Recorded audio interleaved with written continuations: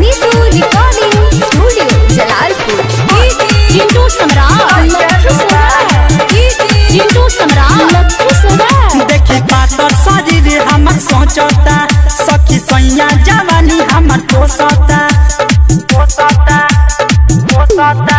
देखी पातर शरीर हमर सोचता सखी सैया जवानी हमर पोसता कब भरी मोहब्बत के पानी कहनी हमके तना के पार भतारे बुझल के नुबानी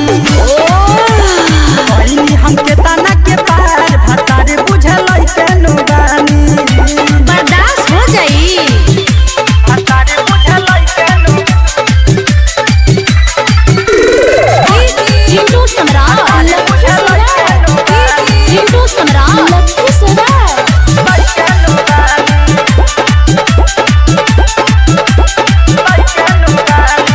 दूध में हॉर्लिक्स मिला के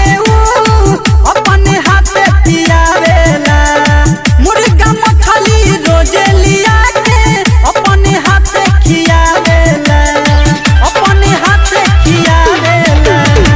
दूध में हॉर्लिक्स मिला के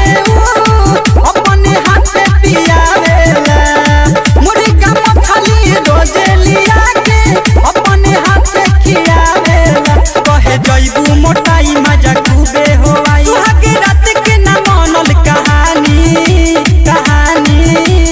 कहनी हमके तना के पार भतारे बुझल के नुबानी जो होने कहनी हमके तना के पार भतारे बुझल के नुबानी ऐसन बदबा भतारे बुझल के चिंटू सम्राट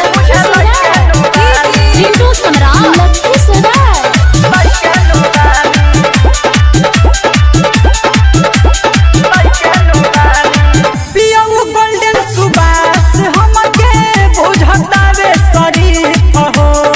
नैहर के लइका बहुते हमार ले जवनिया के चीख हो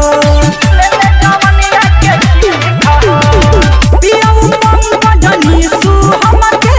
बुझतावे शरीफ हो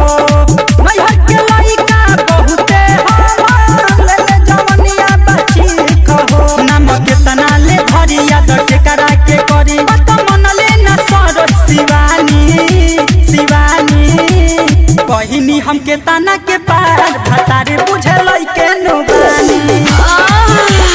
कहनी हमके तना के पार भतारे बुझल के नुबानी अच्छा देखी पातर शरीर हमर सोचता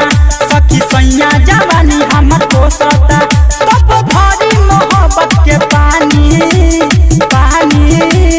कहनी हमके तना के पार भतारे बुझल के नुबानी